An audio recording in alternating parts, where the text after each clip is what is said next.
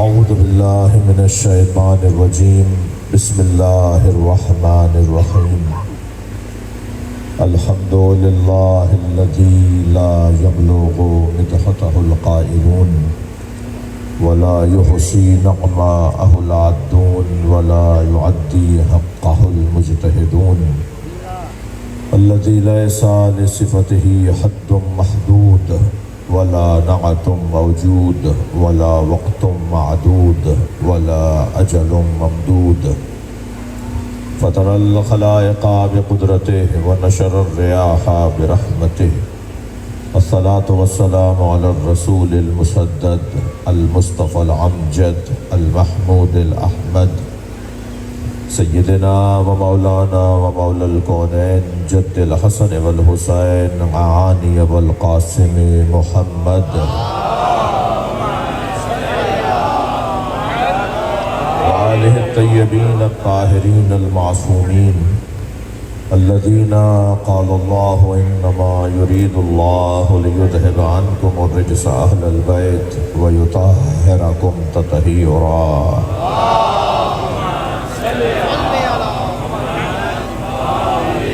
ولعنة الله على أعدائهم أجمعين من يوم عداوتهم إلى قيام يوم الدين أما بعد قال الحكيم في قرآن الكريم بسم الله الرحمن الرحيم هل أتى على الإنسان حين من الدهر لم يكن شيئا مذكورا إنا خلقنا الإنسان من نطفة أمشاج نبتليه فجعلناه سميعا بصيرا إنا هديناه السبيل إما شاكرا وإما كفورا صلوات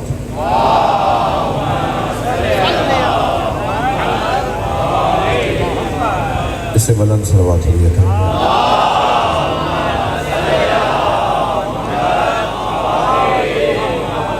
آپ اس سے بھی بلند پڑھ سکتے ہیں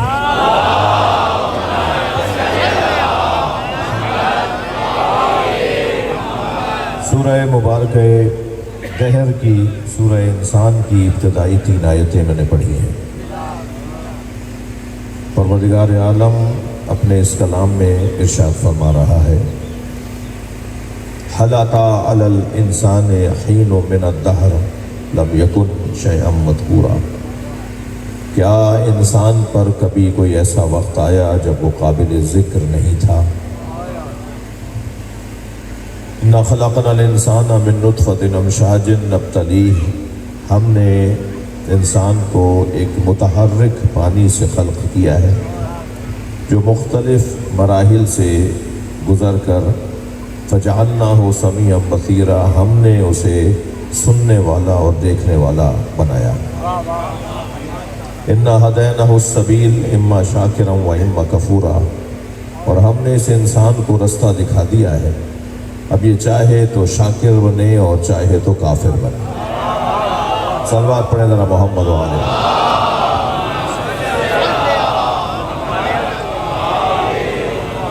احباب سے گزارش کر سکتا ہوں تھوڑا سا آگے تشریف فرما ہوں تاکہ دروازے پر جو احباب کو بیٹھنے میں ذرا مجمع زیادہ ہو گیا ہے ان کو آسانی ہو جائے۔ اس طرف تھوڑی سی جگہ بہتر ہے، اگر والنٹیئرس انتظامیہ کے دوست اس طرف لوگوں کو رہنمائی کریں۔ آپ زحمت فرمائیں تھوڑا آگے آنے کے لیے۔ ایک بلند صلوات رہے۔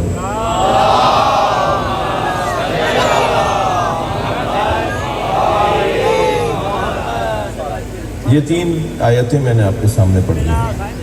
اچھا، میرے جو بچے ہمیشہ مجلس میں آتے ہیں جوان اور احباب وہ تو جانتے ہیں، اور جو کبھی کبھی مجلس میں آتے ہیں ان کے لیے عرض کر رہا ہوں، مجلس عزا قرآن کی تفسیر کی جگہ ہے۔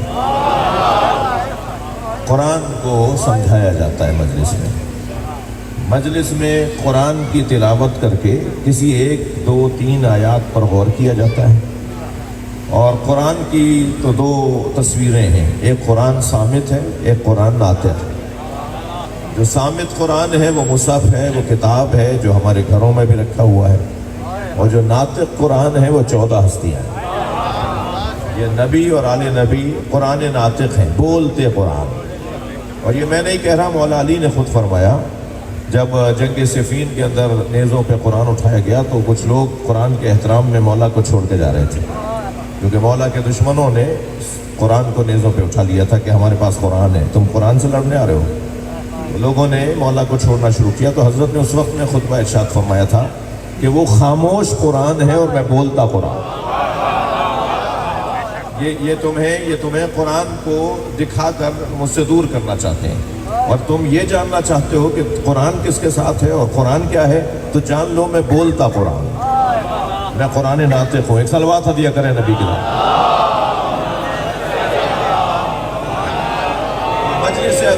مجلس اعضاء میں میرے بھائی نے مجلس کا اہتمام کیا، اور پچھلے سال بھی میں حاضر ہوا تھا، اگرچہ پچھلے سال ہمیں تھوڑا سا تاخیر ہو گئی تھی، آج میں آپ کے ساتھ کچھ دیر ہوں۔ مجلس کا مقصد یہ ہے کہ ہم قرآن کو سمجھیں، اور میں ان سنی شیعہ بھائیوں سے اتنا کہوں گا کہ اگر میں نے اور آپ نے قرآن کی ایک آیت پر بھی عمل کر لیا تو ہم مسلمان ہو سکتے ہیں۔ قرآن کی 6000 سے زیادہ آیتوں پہ عمل کرنے والے کو تو علی کہتے ہیں۔ میں کہاں، ہم کہاں اور وہ کہاں، ہم تو اگر ایک آیت پر بھی عمل کر لیں، قرآن کی ایک آیت پر بھی عمل کر لیں تو ہم ایک اچھے مسلمان بن سکتے ہیں۔ یہ اکثر میں کہتا رہتا ہوں، یہاں تاکید کر رہا ہوں دوبارہ اور تکرار کر رہا ہوں کہ ہمیں اپنے ڈرائنگ روموں میں، اپنے گھروں میں، اپنے آفسوں میں قرآن کی کچھ آیتیں ہیں جن میں سے ایک آیت بھی اگر ہم نے لگا لی اور اس سے ہمارے اوپر اثر ہو گیا، ہمارے اوپر اس کا ایک اثر آیا، تو ہم اچھا مسلمان بن سکتے ہیں۔ مثلا سورہ مبارکہ تکویر کی آیت ہے، فَأَيْنَ تَذْهَبُونَ۔ اللہ ہم سے پوچھ رہا ہے، پوری آیت ہے، مختصر ترین آیت ہے، فَأَيْنَ تَذْهَبُونَ، 2 لفظوں پر مشتمل ایک آیت ہے۔ اللہ ارشاد فرما رہا ہے کہاں جا رہے ہو؟ پوری آیت ہے یہ، سورہ تکویر میں یہ پوری آیت ہے۔ اللہ پوچھ رہا ہے کہاں جا رہے ہو؟ جب یہ تغرا بنا ہوا، لکھا ہوا، لگا ہوا ہوگا، آتے جاتے ہم اسے پڑھ رہے ہیں، اللہ پوچھ رہا ہے کہاں جا رہے ہو؟ جانے کا جواب ہے تو جاؤ، ورنہ کہاں جا رہے ہو؟ اللہ کو جواب ہی نہیں دے سکتے کہ کہاں جا رہے ہو، تو کیوں جا رہے ہو؟ ہمارے ہر کام پر، ہمارے ہر فعل پر، ہمارے ہر قدم پر اللہ کا ایک سوال تیار ہے، کہاں جا رہے ہو؟ اگر جواب دے سکتے ہیں تو جاؤ، ورنہ جواب نہیں دے سکتے تو کہاں جا رہے ہو؟ حتی بولنے کے اوپر بھی اللہ پوچھے گا کہ کیا بول رہے ہو، کہاں جا رہے ہو، کیا کہہ رہے ہو، یہ کیوں کہہ رہے ہو، یہ کہاں جا رہے ہو؟ ایک آیت پر بھی اگر میں نے اور آپ نے عمل کر لیا، اسی آیت پر، سرکار کی خدمت میں ایک شخص نے آ کر، نبی سرکار بیٹھے ہیں، تشریف فرما ہے محراب مسجد میں، صحابہ اکرام کی انجمن نے حلقہ لگایا ہوا ہے نبی کے اطراف میں، ایک اعرابی دروازے پہ کھڑا ہو کر دور سے آواز لگا کے کہتا ہے، عبداللہ کے بیٹے، میں اسلام سمجھنا چاہتا ہوں، میرے پاس وقت نہیں ہے، میرے اونٹ کے گھٹنے میں نے عقال باندھا ہے اور وہ بے چین جانور ہے، کہیں وہ رسی چھڑا کے بھاگ نہ جائے، میرے پاس وقت بھی نہیں ہے، مجھے کھڑے کھڑے بتائیں کہ اسلام کیا ہے۔ تو سرکار نے فرمایا فَمَنْ يَعْمَلْ مِثْقَالَ ذَرَّةٍ خَيْرًا يَرَهُ وَمَنْ يَعْمَلْ مِثْقَالَ ذَرَّةٍ شَرًّا يَرَهُ۔ ایک مثقال برابر بھی اگر خیر کرو گے تو تمہیں نظر آئے گا، اور ایک ذرہ برابر بھی اگر شر کرو گے تو وہ شر بھی تمہیں نظر آئے گا۔ تو آواز دے کر کہنے لگا کفانی کفانی، کافی ہے کافی ہے، چلا گیا۔ سرکار نے فرمایا جا جہولا ذہب فقیہا، یہ جاہل آیا تھا، فقیہ بن کے گیا۔ ایک صلوات پڑھنے نبی کی ذات۔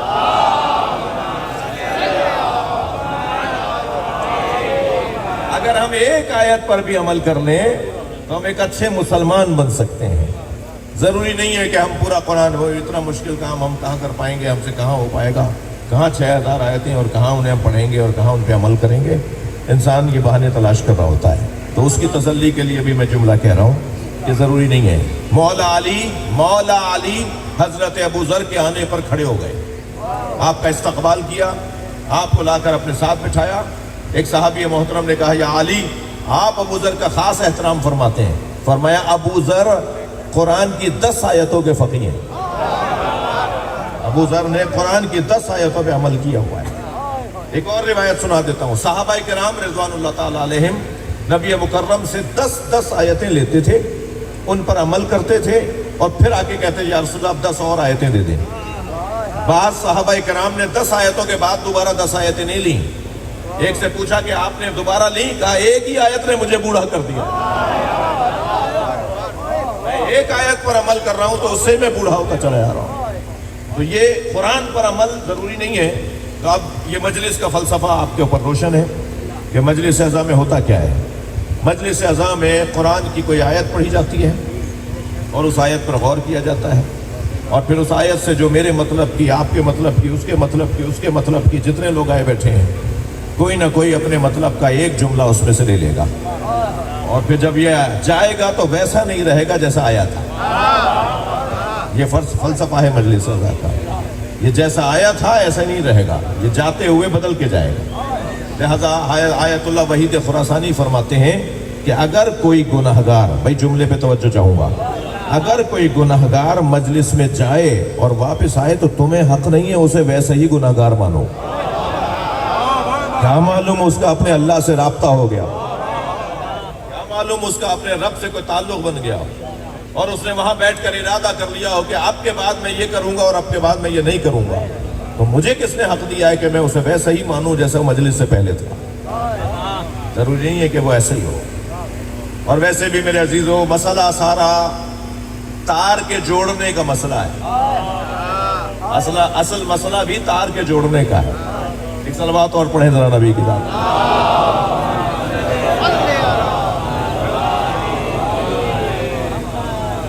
ایک اور صلوات بلند کریں۔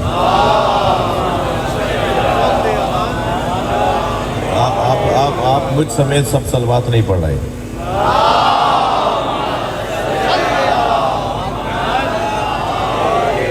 حاجی صاحب میرے حج کے ساتھی ہیں، میرا بڑا ایک پرانا گہرا تعلق ہے، ہم حج پر اور مدینہ منورہ میں ساتھ رہے، اللہ انہیں صحت عطا فرمائے، سلامتی عطا فرمائے۔ بات تھوڑی سی آگے بڑھے، توجہ میرے ساتھ ہے، سننا چاہ رہے ہیں؟ سب بسم اللہ نہیں کہہ رہے، سب مل کے کہیں بسم اللہ، سب مل کر صلوات پڑھیں۔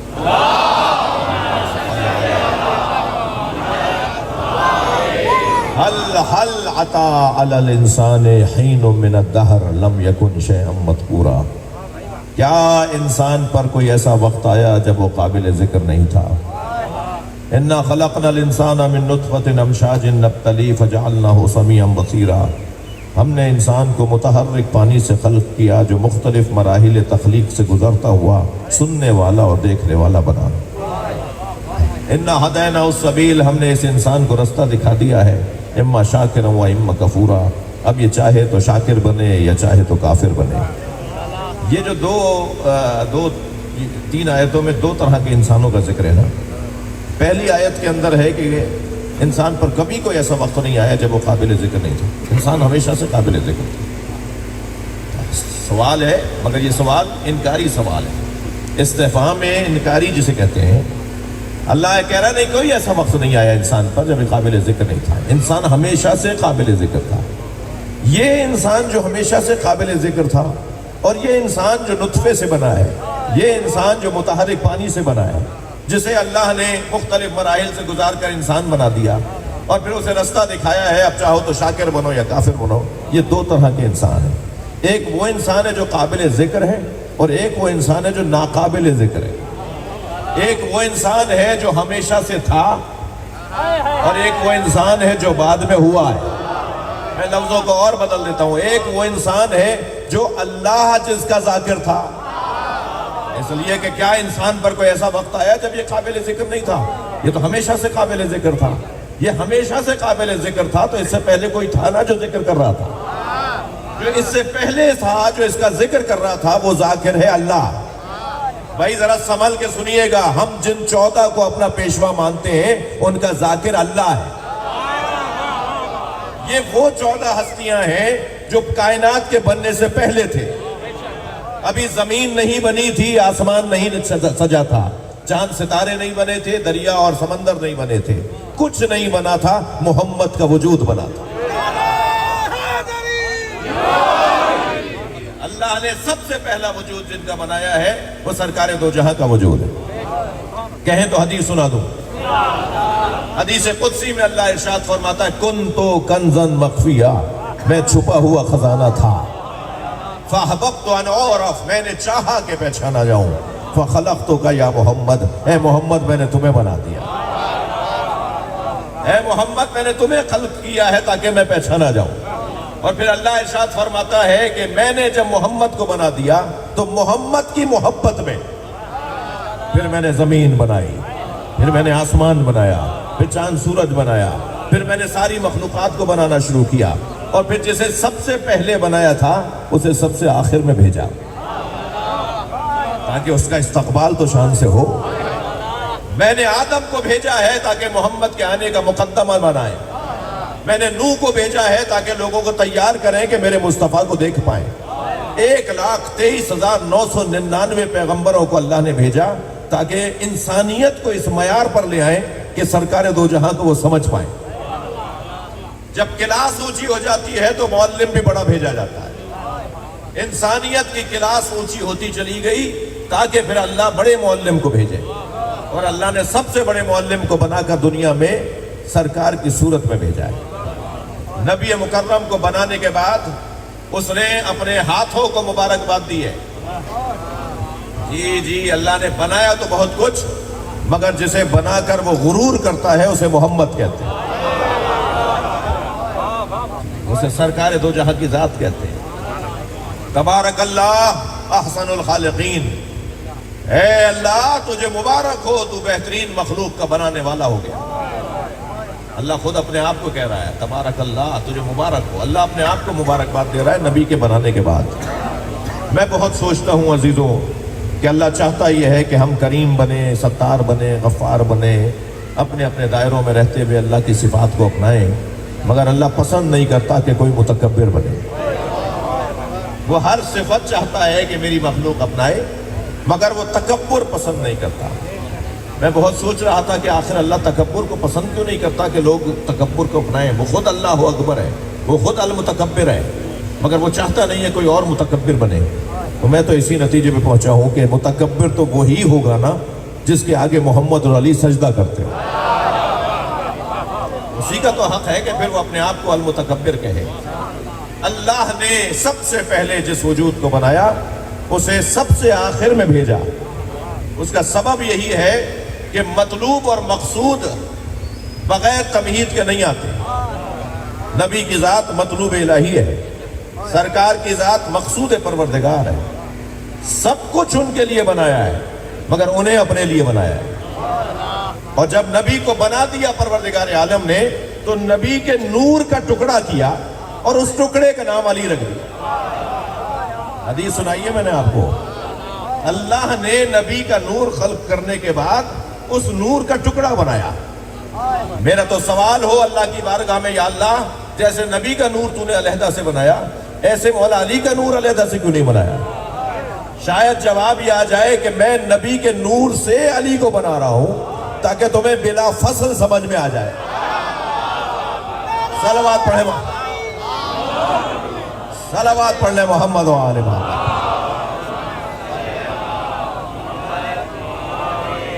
لہذا فرمایا انا و علی من نور واحد، میں اور علی ایک نور کے دو ٹکڑے۔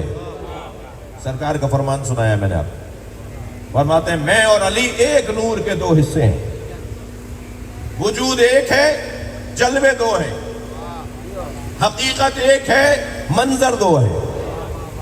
ایک جانب سے دیکھو تو محمدی وجود، دوسری جانب سے دیکھو تو حیدری وجود۔ ایک ہی وجود کے دو پہلو ہیں، دو جلوے ہیں، بلا تشبیہ بلا تشبیہ، صرف اور صرف مثال سمجھانے کے لیے اور بات منتقل کرنے کے لیے ہوتی ہے۔ سکہ ہوتا ہے نا، سکہ، اس کے دو رخ ہوتے ہیں، ایک طرف لوگو بنا ہوتا ہے، ایک طرف مالیت لکھی ہوتی ہے۔ ادھر سے دیکھیں تو مالیت نظر آتی ہے، پلٹ کے دیکھیں تو حیثیت نظر آتی ہے۔ نبی علی کی حیثیت کو کہتے ہیں اور علی نبی کی مالیت کو کہتے ہیں۔ اس جانب سے دیکھیں تو حیثیت نظر آتی ہے اور اس جانب سے دیکھیں تو مالیت نظر آتی ہے۔ میں اور علی اس امت کے دو باپ ہیں، انا و علی من نور واحد۔ کوئی حدیث ایسی نہیں سناؤں گا جو صرف شیعہ کتابوں میں ہو۔ جب مجلس میں سب آ رہے ہیں تو سب کی ہی بات ہونی چاہیے۔ جی میرے سنی بھائیوں کی کتابوں میں بھی یہ حدیث موجود ہے۔ سرکار نے فرمایا انا و علی من نور واحد، سرکار نے فرمایا انا و علی ابواہ هذه الامہ، میں اور علی اس امت کے دو باپ ہیں۔ میں ہاتھ جوڑ کے کہوں یا رسول اللہ، دو باپ کی نسبت تو مانوس نہیں ہے۔ بڑی گردن ہلا دو، بات جاری ہے تو یا رسول اللہ دو باپ کی نسبت تو مانوس نہیں ہے۔ آپ فرما رہے ہیں میں اور علی اس امت کے دو باپ ہیں۔ شاید سبب یہ ہو یہ کہنے کا کہ باپ کو ولایت حاصل ہے، جیسے مجھ محمد کو ولایت حاصل ہے، ایسے ہی ایک اور باپ میں تمہیں غدیر میں دے کے جا رہا ہوں۔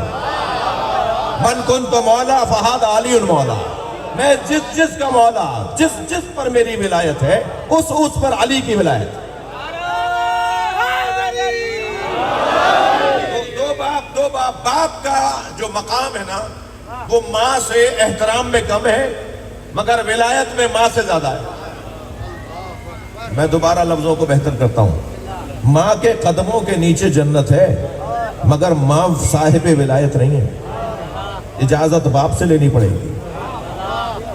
بیٹی کی شادی، کنواری بیٹی کی شادی میں باپ کی اجازت ضروری ہے، ماں کی اجازت ضروری نہیں۔ ماں اجازت دے رہی ہے کہ اس سے کر لو، باپ کہہ رہا نہیں اس سے میں شادی اپنی بچی کی نہیں کروں گا۔ ولی کی اجازت، ولی کون ہوتا ہے؟ سنی شیعہ نے لکھا ہے بھائی، بغیر ولی کی اجازت کے بیٹی کی شادی نہیں ہوگی۔ زور زبردستی ظلم زیادتی کی بات نہیں کر رہا، صلوات پڑھیں ذرا محمد والے۔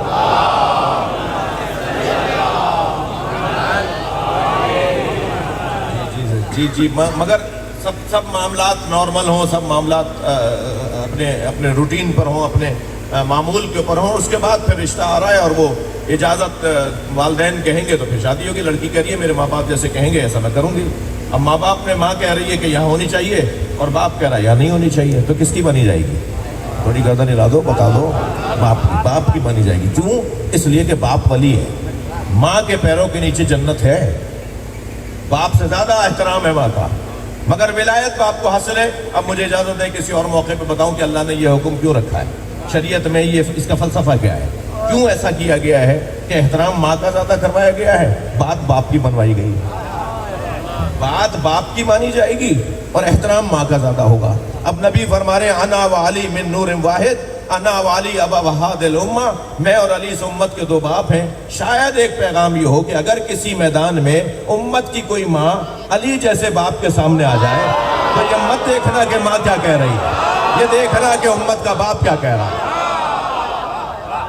شاید ایک یہ فلسفہ ہو۔ بلند صلوات ہدیہ کر دیں نبی کے لیے۔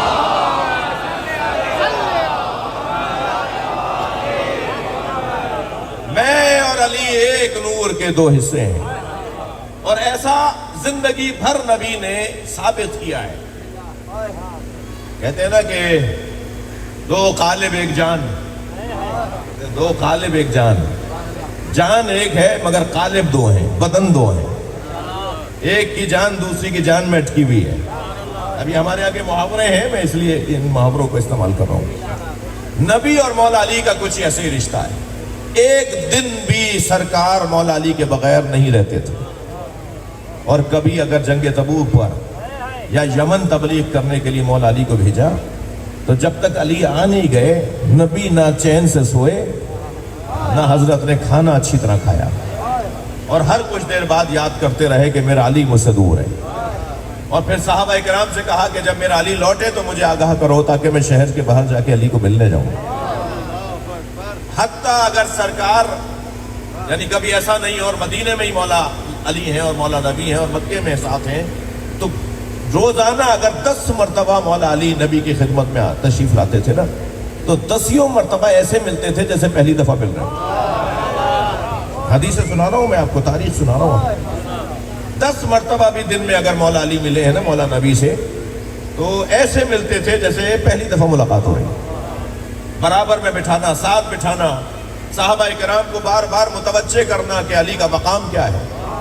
جب قرآن کی یہ آیت نازل ہوئی یوم ندعو کل اناس بامامہم، قیامت کے دن ہر شخص کو اپنے امام کے ساتھ اٹھایا جائے گا، محشر میں آواز آئے گی، ہر شخص کو اس کے امام کے ساتھ بلایا جائے گا۔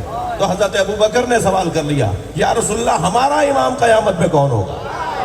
تو سرکار نے فرمایا کہ وقت آئے گا کہ میں تمہیں بتاؤں گا۔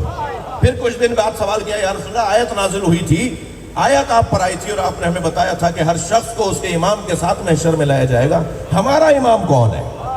70 مرتبہ حضرت ابوبکر پوچھتے رہے اور مولا علی یہی کہتے رہے کہ بتاؤں گا بتاؤں گا، مولا نبی یہی کہتے رہے بتاؤں گا بتاؤں گا۔ ایک مرتبہ ایسا ہوا کہ سامنے سے علی آ رہے تھے اور حضرت ابوبکر قریب کھڑے تھے. فرمایا ابوبکر تم مجھ سے 70 مرتبہ پوچھ چکے ہو کہ ہمارا محشر میں امام کون ہوگا, وہ جو سامنے آ رہا ہے وہ تمہارا امام ہے.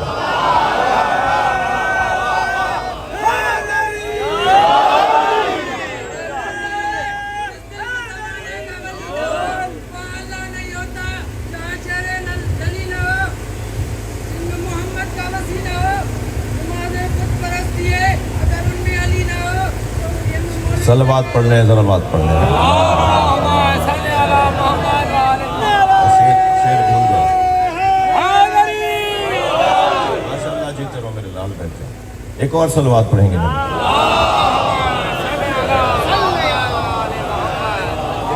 بات روشن ہے, کوئی ایک دن نہیں گزر رہا. اچھا عشق جو ہوتا ہے نا, تھکے ہوئے تو نہیں آپ, عشق جو ہوتا ہے نا, عشق وہ دو طرفہ ہوتا ہے.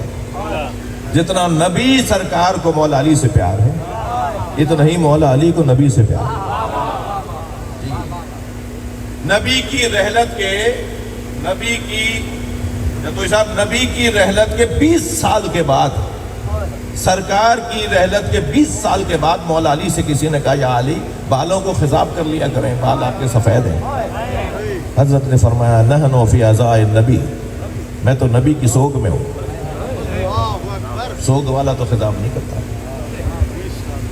نبی کی رحلت کے 20 سال کے بعد مولا علی فرما رہے ہیں میں تو نبی کے سوگ میں ہوں, مجھے تو روزانہ نبی کا غم اور نبی کی جدائی تنگ کرتی ہے. عشق دیکھیے, ایک شخص نے کچھ چیزوں کو ملا کر ایک شربت بنایا. آیا ہے حدیث میں کہ اس شربت میں اس نے کیا کیا ملایا. ایک صحابی ایک محترم نے کچھ اجزاء کو ملا کر ایک شربت بنایا اور مولا علی کی خدمت میں لے کر آیا کہ یا علی یہ شربت آپ کے لیے لے کر آیا ہوں. حضرت نے فرمایا یہ شربت میرے نبی نے نہیں پیا تھا. اس کا یہ مطلب نہیں اس روایت کا کہ جو نبی نے, مثلا اس زمانے میں مائک نہیں تھا تو ہم مائک کا استعمال نہیں کریں, اس زمانے میں گاڑیاں نہیں تھی تو ہم گاڑیوں کا استعمال نہیں. یہ مراد نہیں ہے, یہ عشق والی بات ہے. عاشق جس طرح سے ہوتے ہیں نا, فرمایا یہ والا ذائقہ میرے نبی نے نہیں لیا تھا, میں بھی نہیں لوں گا. ساری زندگی مولا کائنات جس چیز کا مرثیہ پڑھتے رہے وہ نبی کی جدائی ہے. ہر مرحلے پہ یاد کرتے رہے کہ میں نبی سے دور ہو گیا, میرے نبی مجھ سے جدا ہو گیا, میرا محبوب مجھ سے جدا ہو گیا. ادھر مولا نبی علیہ السلام کا بھی, صلی اللہ علیہ وسلم کا بھی یہی انداز ہے.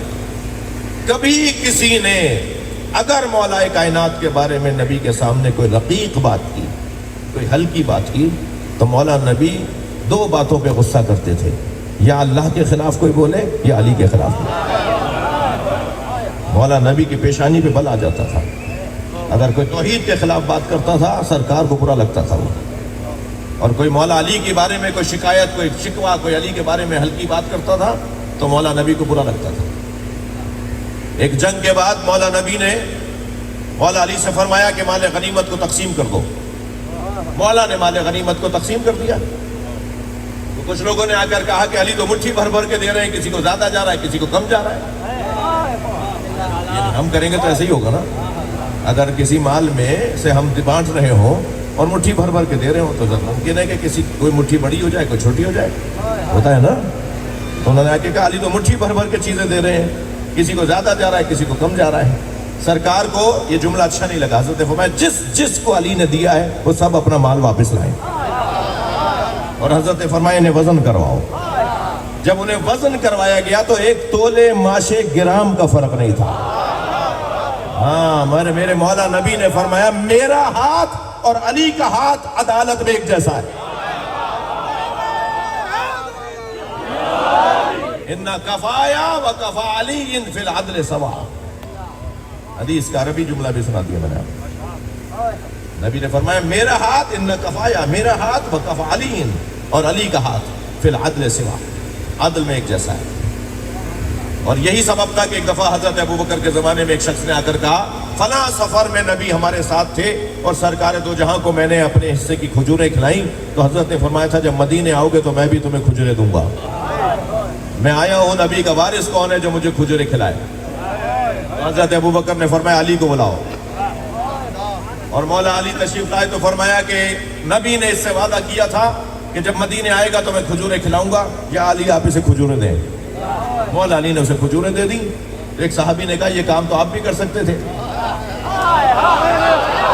حضرت ابوبکر سے ایک صحابی نے کہا یہ کام تو آپ بھی کر سکتے تھے۔ تو انہوں نے یہی حدیث دہرائی، انہوں نے کہا غار میں نبی کے ساتھ تھا، ساری رات یا اللہ کی بات ہوئی علی کی، اور نبی علی کو یاد کرتے رہے۔ ان باتوں میں جو نبی نے علی کے بارے میں مجھ سے کی، ان میں سے ایک بات یہ ہے کہ نبی نے فرمایا میرا ہاتھ اور علی کا ہاتھ عدالت میں ایک جیسا ہے۔ اگر نبی کے ہاتھ سے کچھ دینا ہے تو پھر علی کے ہاتھ سے دلوایا جائے۔ اب مجھے ایک سوال کا جواب دے دیجئے، جو نبی کا ہاتھ ہو وہ کسی اور کے ہاتھ پہ بیعت کیسے کرے گا؟ صلوات پڑھنے محمد و آلہ۔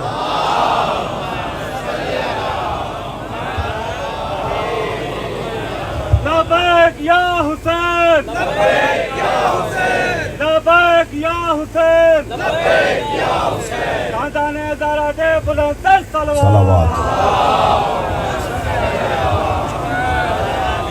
اللہ مجھے اور آپ کو نبی اور علی سے محبت کرنے والوں میں شمار کرے۔ اس ذکر کے برکت سے ہمارے بلال بھائی، ان کے چچا ہیں نا، والد ہیں جی،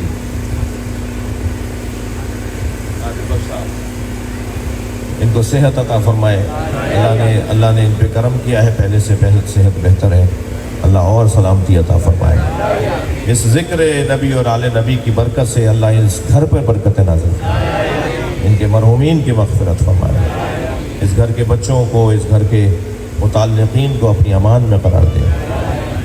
چلیے میرے ساتھ کچھ دیر کے لیے آل رسول کا لٹا ہوا قافلہ شام سے مدینہ واپس جا رہا ہے۔ عاشور کے دن امام حسین کو شہید کیا گیا، 11 محرم کو آل رسول کو اسیر بنایا گیا۔ یہ قافلہ کوفہ لے جایا گیا۔ کوفے میں چھتوں سے کھجوریں پھینکی گئیں تاکہ یہ اسیر کچھ کھانا کھا لیں، کچھ کھجوریں کھا لیں۔ ایک بچے نے کھجور کی طرف ہاتھ بڑھایا تو بی بی زینب کی آواز آئی، الصدقۃ علینا حرام، صدقہ ہم پہ حرام ہے۔ ایک خاتون نے یہ جملہ سنا تو بی بی زینب کے قریب آ کے کہنے لگی، بی بی صدقہ تو اہل بیت پہ حرام ہے، صدقہ تو سادات پہ حرام ہے۔ ایسے میں اگر کوئی جاننے والا مل جائے نا تو دل کرتا ہے کہ لپٹ کے روئیں۔ جب اس نے کہا نا صدقہ تو اہل بیت پہ حرام ہے، تو بی بی نے فرمایا تو اہل بیت کو پہچانتی ہے؟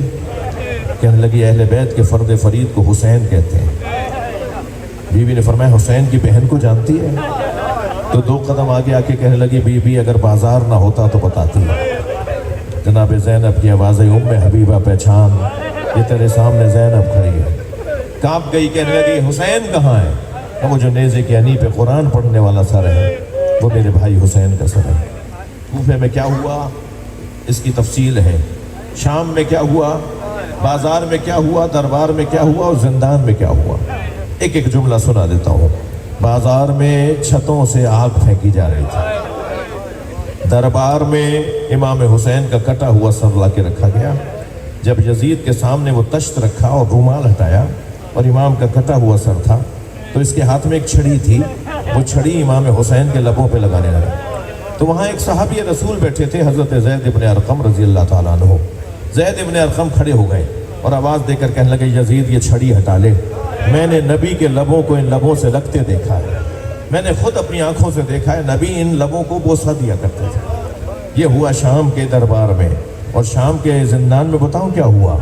ایک چھوٹی سی بچی کا جنازہ، جناب سکینہ زندان شام میں رحلت کر گئی۔ ماں بہنوں نے، بھائی نے ننھا سا جنازہ قبر کے حوالے کر دی۔ یہ قافلہ شام میں اسیر رہا اور اسیری سے رہائی پا کر جب واپس جانے لگا تو پہلے کربلا آئے، اور کربلا میں امام حسین کی قبر پہ سب نے زیارت کی، اور پھر وہاں سے مدینہ آئے۔ اور جب مدینہ پہنچے تو بشیر ابن جزلم نامی جو یہ قافلہ سالار تھا، اسے امام سجاد نے فرمایا کہ مدینہ میں جا کے آواز لگاؤ، مرثیہ سناؤ کہ حسین کا لوٹا ہوا قافلہ واپس آ گیا، اپنے شہر میں واپس آئے ہیں، جہاں سے گئے تھے وہاں واپس آئے ہیں۔ تو بشیر نے آواز لگاتے لگاتے وہ کہتا ہے کہ جب میں محلہ بنی ہاشم میں داخل ہوا تو میں نے پہلی مرتبہ آواز لگائی، یعنی سادات کے محلے میں، اہل بیت کے محلے میں جب داخل ہوا، اور میں نے پہلی آواز لگائی، اے مدینے والو، مدینہ رہنے کے قابل نہیں رہا، تو ایک گھر کا دروازہ کھلا، ایک قوی ہیکل بی بی باہر آئی، اس کے ہاتھ میں عصا تھا، اس کے کاندھے پر ایک بچہ بیٹھا ہوا تھا۔ وہ آگے بڑھتے ہوئے کہنے لگی، بشیر کس حسین کی بات کر رہے ہو؟ تو بشیر کہتے ہیں، میں نے کہا بی بی آپ کون ہیں جن سے میں بات کر رہا ہوں؟ تو کہا میں عباس کی ماں ام البنین ہوں، میں حسین کی کنیز ہوں، حسین کے بابا کی زوجہ ہوں۔ تو کہنے لگا میرے ہاتھ پیر کانپنے لگے، بی بی کا نام بہت بڑا تھا، بی بی کا روب بہت زیادہ تھا، مدینے میں دور دور کے لوگ جناب ام البنین کے پاس اپنے وسائل لے کر آتے تھے۔ بی بی ایک سردار قسم کی خاتون تھی، سردار خاتون تھی، ایک روب اور جلال والی بی بی تھی۔ وہ کہتا ہے، بشیر کہتا ہے کہ میرے ہاتھ پیر کانپنے لگے، میں ان بی بی سے بات کیسے کروں، عباس کی ماں سے بولوں کیسے؟ تو میں نے کہا بی بی میں آپ کے عباس کا حال بتاؤں؟ کہا نہیں، مجھے حسین کا حال بتاؤ۔ تو میں نے بی بی کے دوسرے بیٹے کا نام لیا، بی بی میں اون کا حال بتاؤں؟ کہا نہیں، مجھے حسین کے بارے میں بتاؤ۔ وہ کہتے ہیں پھر میں نے تیسرے بیٹے کا نام جعفر کا حال بتاؤں، چوتھے بیٹے کا نام لیا عثمان کا حال بتاؤں، لیکن بی بی بار بار کہتی رہی مجھے حسین کا حال بتاؤ۔ تو میں نے کہا بی بی حسین کو کربلا میں پیاسا مار دیا۔ کہتے ہیں جیسے ہی میں نے کہا حسین کو کربلا میں پیاسا مار دیا، اس بی بی نے زمین پہ پیر مارا اور خود سے کسی کیفیت میں کہا عباس کہاں تھا؟ جب حسین کو مارا جا رہا تھا میرا بیٹا عباس کہاں تھا؟ تو آواز دی بھائی بی بی پہلے عباس کے بازو کاٹے گئے، پہلے عباس کو مارا گیا، پھر حسین کو تنہا کر کے مارا گیا، اور حسین کا لٹا ہوا قافلہ واپس آ گیا۔ اللہ لعنت اللہ علی الظالمین۔ یا اللہ اس ذکر کی برکت سے رحمت نازل فرما، دعاؤں کو قبول فرما، رزق میں اضافہ فرما، ہم سب کی عاقبت بخیر فرما، امام زمانہ کے ظہور میں تعجیل فرما، خیر و برکت کے لیے، دعاؤں کی قبولیت کے لیے، حاجات کی برابری کے لیے، اس خاندان کے مرحومین کی مغفرت کے لیے بلند تر صلوات صلی علی محمد و علی محمد۔